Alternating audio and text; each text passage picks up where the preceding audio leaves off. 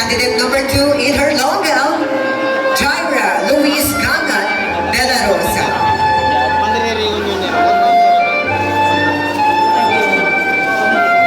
In her eye-captivating long gown, next up on the stage, we have candidates number 3 and 4.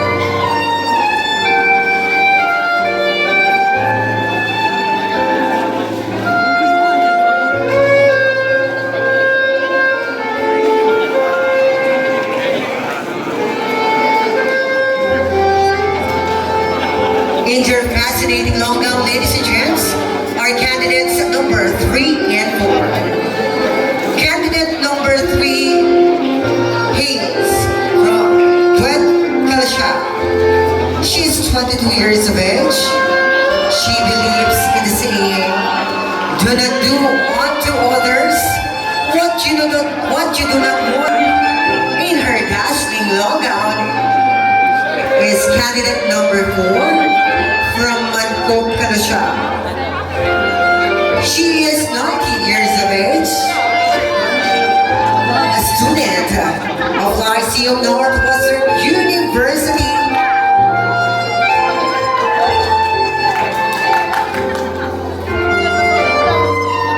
She believes in the saying, "Time is gold." Candidate number 4.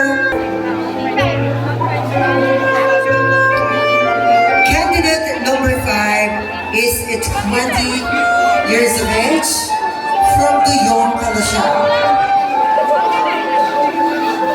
A student of Bachelor of Science in Hospitality Management. She believes that don't give up your dreams. Keep sleeping. Candidate number 5, Mia, wearing her unmistakable smile in her long gown, is candidate number 6.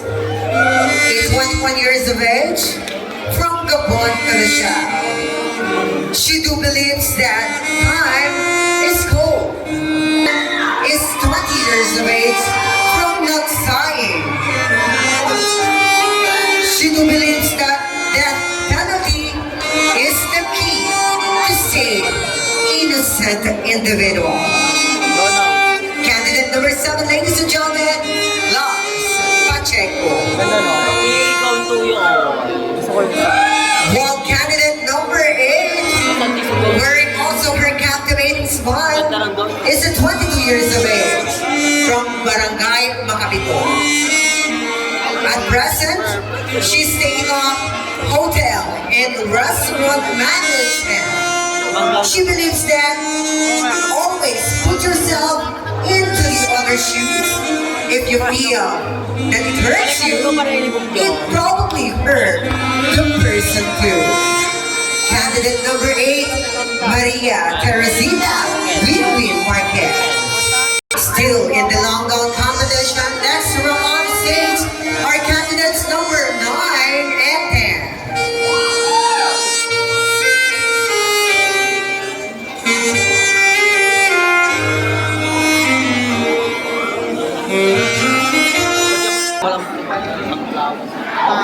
In their dazzling long gown, here are candidates number 9 and 10. From on stage, we have candidate number 9. She is 19 years of age from Gabon.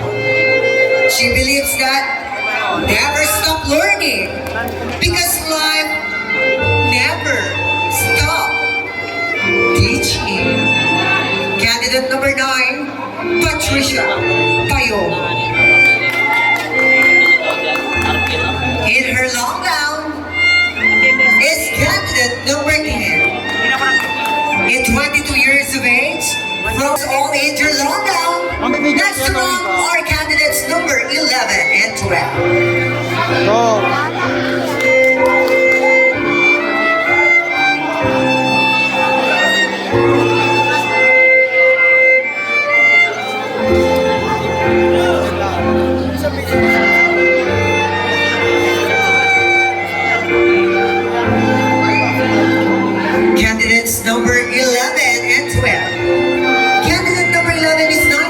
of age from Nagsaing.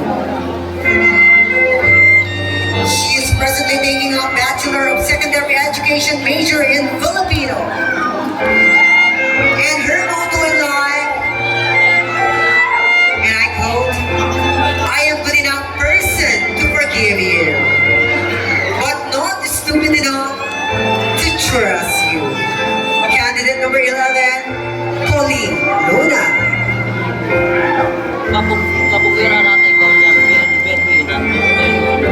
With candidate number 11 is candidate number 12, 24 years of age, from Sitio Pandayan, Barangay Gabon. At present, she's taking a Bachelor of Science in Business Administration.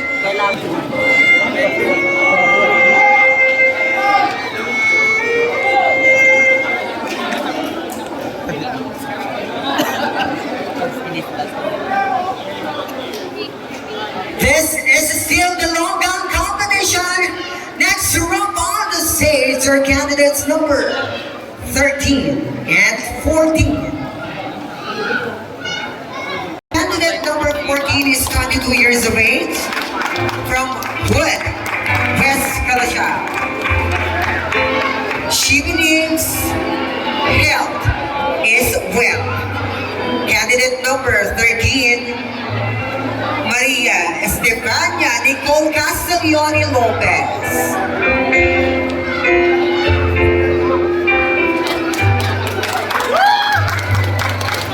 In her glamorous long gown is candidate number 14.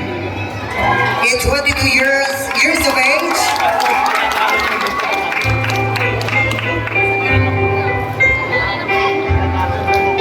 taking a Bachelor of Secondary Education at Vidma University of Pangasinan. She believes education is the most powerful weapon, and it is the passport for a better future.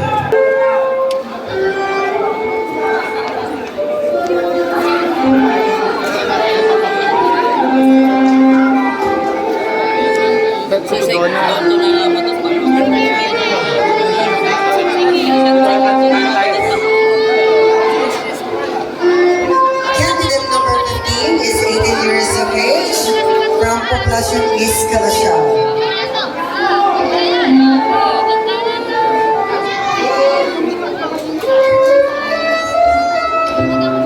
At present, she is taking up Bachelor of Science in Tourism. She believes education is the key to success. Candidate number 15, Julia Barreto. And candidate number 16 is 19 years of age. The time is gold. Candidate number 16, Maria Rivera.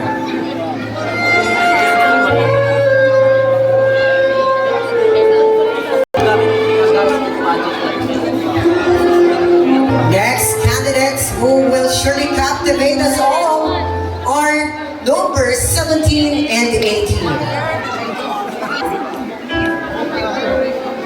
Candidate number 17 is 20 years of age, from Barangay Banawa.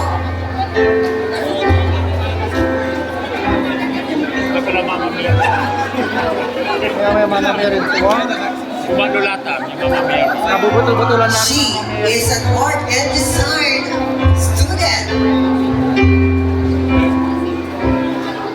Her motto in life is attitude first before beauty. Candidate number 16, AJ Ramal. And candidate number 18, wearing her captivating smile in her long gown, is 21 years of age, from ambuetel, Calasiao. She believes in the saying that be good to people for no reason. Candidates number 19, 20, and 21. Candidate number 19 21 years of age, from Barangay Ambuetel, Sitio, Garcia. Her motto in life, being herself, is what got her to where she is. Candidate number 19, Catherine Bernardo. And candidate number 20, at 20 years old, from Calasiao, Sitio, Icaro. At naniniwala siya sa kasabihan, candidate number 21 is 22 years old, from Magkapito. She believes that a flower that grows in adversity is the most beautiful of them all. Candidate number 21, ladies and gents, Miss Maha Salvador.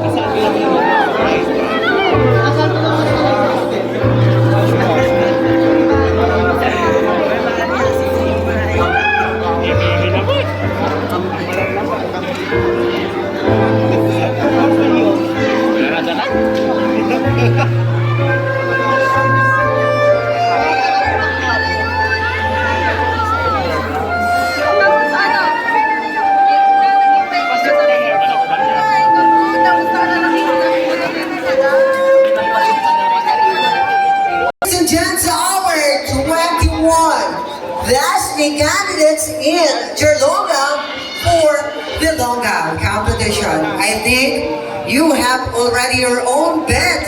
And may I know from you guys who among the 21 candidates will be chosen to be as the best in Longa? What do you think? Sino? But before asking you who's your bet, make way as she ramps on the stage. Ladies and gentlemen,